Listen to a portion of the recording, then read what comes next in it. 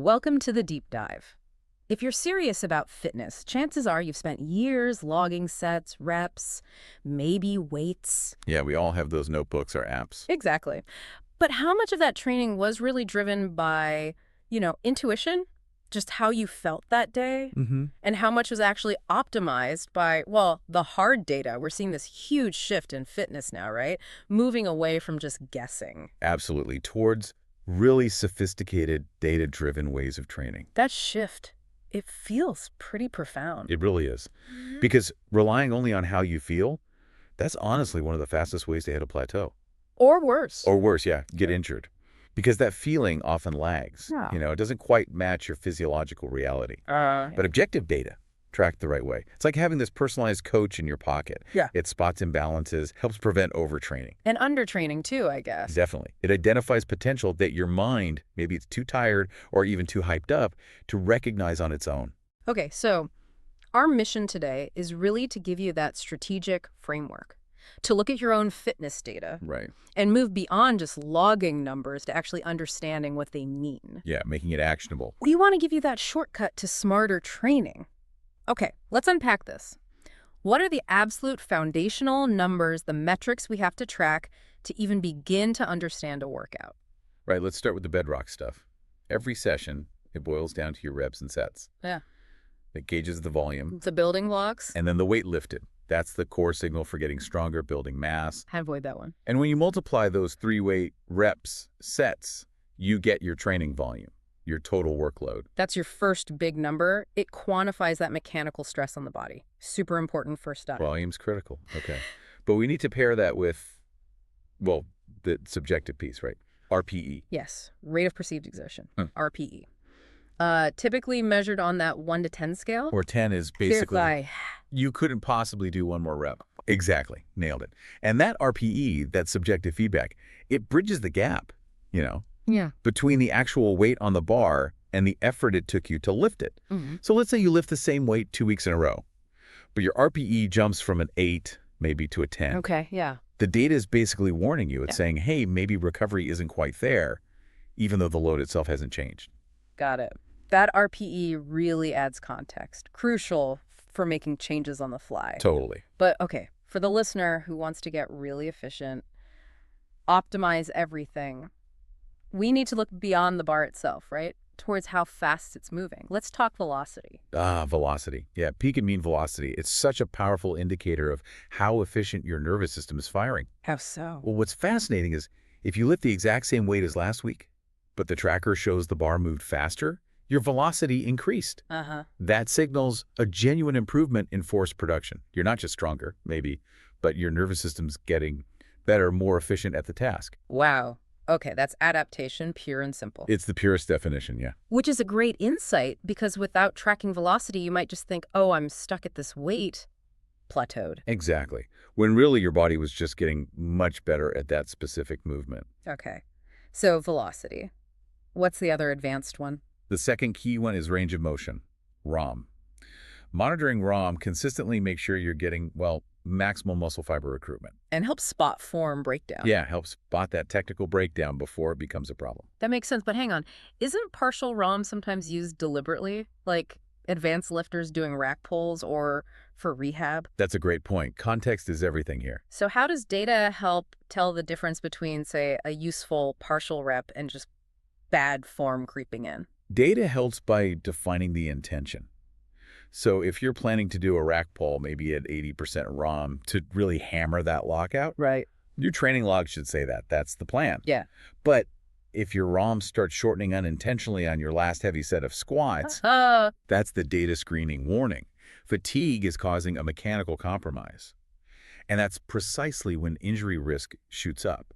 The data gives you that objective heads up that, subjective feel often misses until it's too late. Okay, super clear. So once we've got all these metrics logged, we need a smarter way to group exercises than just upper body, lower body, right?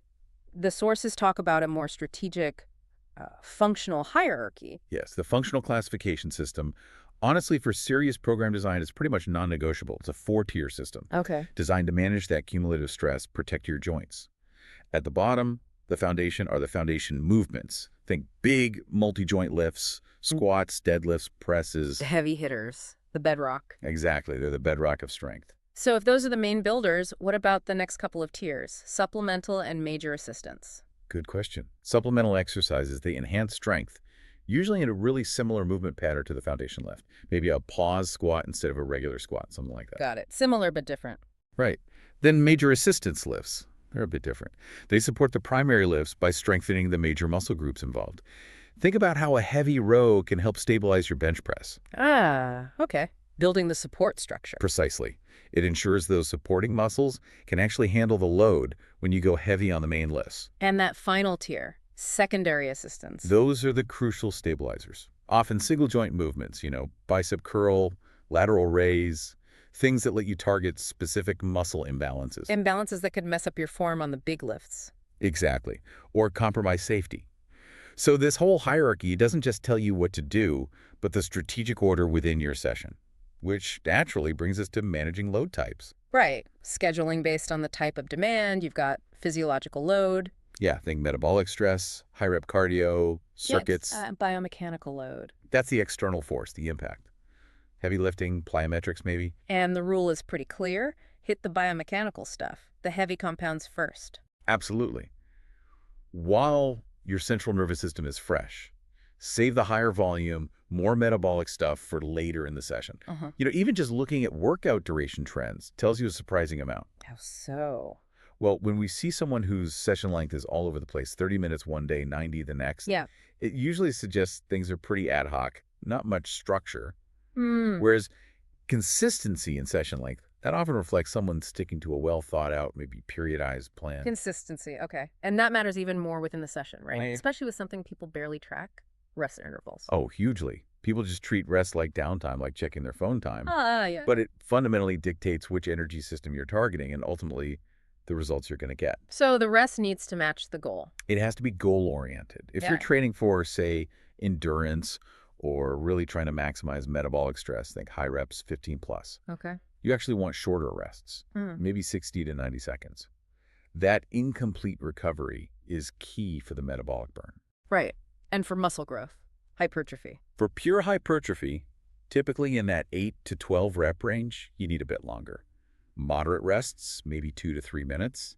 That lets you partially restore ATP. But then for pure raw strength, you need the full tank refill. Exactly. If you're chasing maximal force, those heavy sets of 1 to 6 reps, you need longer rests, 3 to 5 minutes, sometimes even more. Wow, that long. Yeah, it guarantees near complete recovery of those phosphocreatine stores, which is absolutely vital for expressing maximal force in the next set. So messing with rest times, especially cutting them short on heavy days. It completely masks your true progress. Your progressive overload gets hidden. And honestly, it dramatically increases injury risk because you're going into the next heavy set already fatigued. Form breaks down. Man, okay, so pay attention to the clock between sets. Now let's shift focus to the work during the set. Time under tension, TUT.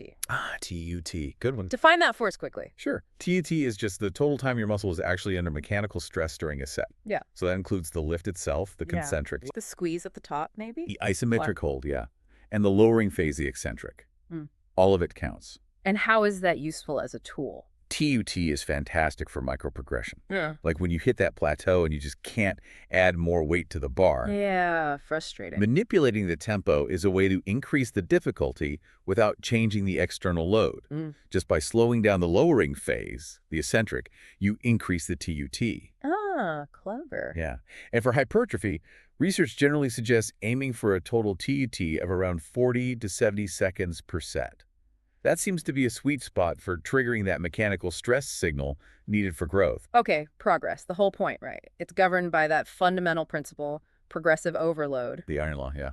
But it's not just about adding more plates to the bar, though. The source is list a bunch of ways to achieve it. Definitely. You can increase reps, add more sets, make the session longer. Cut rest times to boost intensity. Right. Or even make the exercise itself more complex. Lots of levers to pull. Okay, but if I can only track one method consistently besides weight week to week, which one gives the best feedback? Besides weight itself, you absolutely have to prioritize reps and RPE. Reps and RPE together. Why? Well, tracking sets and reps tells you if you're doing more total volume, But adding RPE tells you the cost of that volume. Ah, the effort involved. Exactly. So say you do 5 sets of 5 reps this week, and it felt like an RPE 8 pretty hard. Okay. Next week, you do the same 5 sets of 5, same weight, Mm-hmm. but it only feels like an RPE 7. Ah, so it felt easier. Precisely.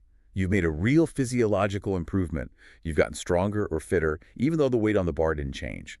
That RPE drop proves it. That's powerful. Okay. And when those improvements just stop, that's the dreaded plateau. Data helps define why we get stuck, right? 3 main reasons. Yeah, the causes are usually surprisingly simple when you look at the data. First, undertraining, just not enough stimulus. Yeah, okay. Not doing enough. Second, training monotony. Doing the same thing over and over, the body just stops adapting. Needs variety. And the third, probably the most common for driven people, overtraining, just piling on too much load without enough recovery. Right. And to figure out which one it is, we can't just rely on feelings. No way. I feel great today, or man, I feel wrecked. It's just too unreliable for making smart decisions. Which is why we need these objective load models. Exactly. We need quantifiable metrics. The impulse response model is key here. It basically tracks training as daily stress going in The impulse. and recovery or performance as the output coming out, the response. Okay, let's use that analogy from the sources. A high-interest savings and debt account for your training. Yeah, that's a good way to think about it. Yeah. We get 3 critical numbers from this model. Okay, lay them out for us. What are the inputs? The savings and the debt. All right. CTL, chronic training load. Think of that as your long-term fitness potential, your earned savings. It averages your training stress, usually over the last 42 days or so. The more consistently you train, the higher your CTL builds. Okay, fitness savings. Got it. What's the debt? That's ATL, acute training load. This is your accumulated debt. It reflects a short-term stress, usually just the last 7 days.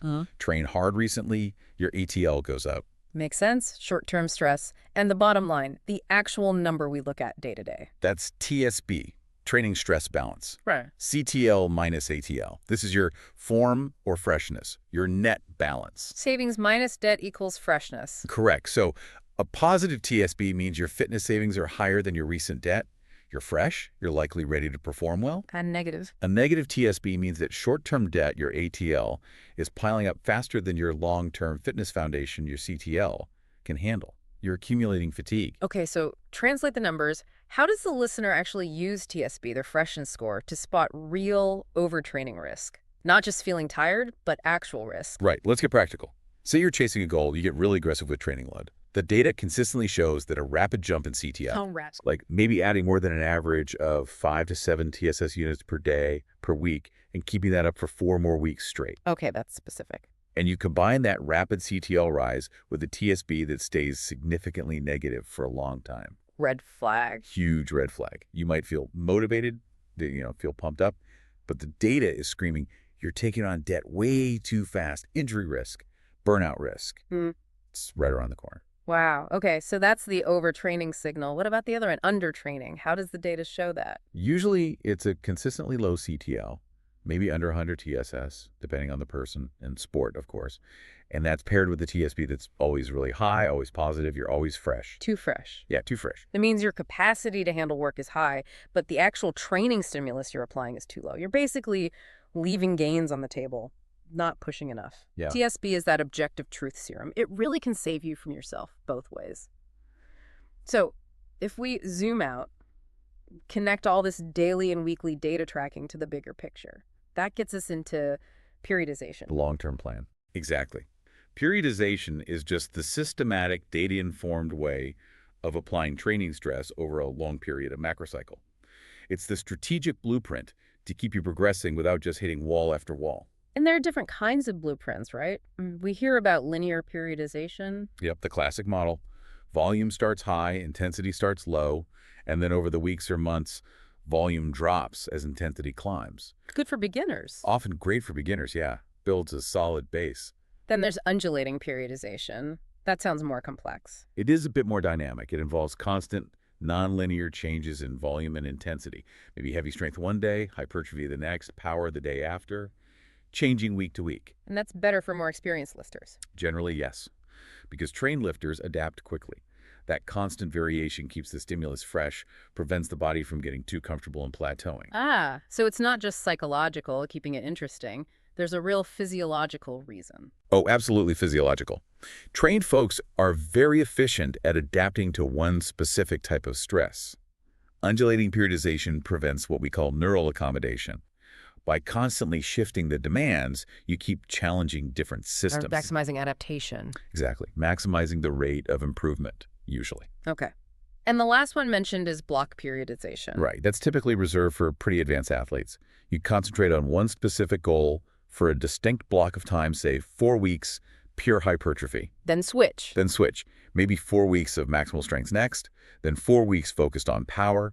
It's intense, requires really precise data management to pull off without breaking down. Okay. So what does this all mean? Let's bring it back to the listener. What are the actionable next steps they can take today based on everything we've discussed? All right, let's make it concrete. First, start using those load models, tracking your CTL, ATL, TSB. If your data suggests undertraining, remember, low CTL, always feeling fresh, low RPEs. You need to gradually increase your total sets or the weight lifted over the next few weeks. Start pushing that CTL up a bit. And if the data screams overtraining, prolonged negative TSB, maybe power output is dropping, RPEs are spiking for the same weight. Don't be a hero. You must implement a deload week, or at very least temporarily cut back your volume and intensity. Let that TSB recover. Pay back the debt. Don't ignore it. Crucial advice. And for logging data from now on, what details should people start capturing that maybe they weren't before? Granularity becomes key. Be meticulous. Track not just RPE, but your actual rest times between sets. Use a stopwatch, don't guess. Okay, actual rest times. What else? And crucially, start adding notes on external factors. Your sleep quality the night before. Your stress levels at work or home. How was your nutrition that day? The context. Exactly. Those external things provide the context for why your performance or your TSB might fluctuate unexpectedly. They help you understand the why behind the numbers. Hashtag tag outro. Wow. It really is an incredible shift, isn't it? Moving from just sort of pushing through based on feel Yeah. to scientifically optimizing pretty much every single element of your training. We've covered those essential metrics, the power of things like velocity and TUT, how managing duration, especially rest, dictates results, and maybe most importantly, arming you with that training stress balance. That objective scorecard. Exactly. Knowing when to push and, crucially, when to back off and recover. Embracing this data-driven approach. Yeah. It honestly transforms training. Takes it from a guessing game to a much more predictable, highly effective journey towards whatever your goals are. So we'll leave you with this final thought to chew on. Yeah, a provocative one maybe. If your calculated training stress balance, your TSB, objectively tells you that you are deep in fatigue, that you need rest. Okay. But subjectively, you feel really motivated, feel ready to push through, maybe go for a new PR. Which data point should you actually trust? The feeling or the numbers? The feeling, or that calculated stress balance. Which one do you prioritize for long-term, sustainable adaptation, and importantly, injury prevention? That is the ultimate choice, isn't it? Emotion versus science. Something to think about. Thanks for diving deep with us today. My pleasure. Until next time.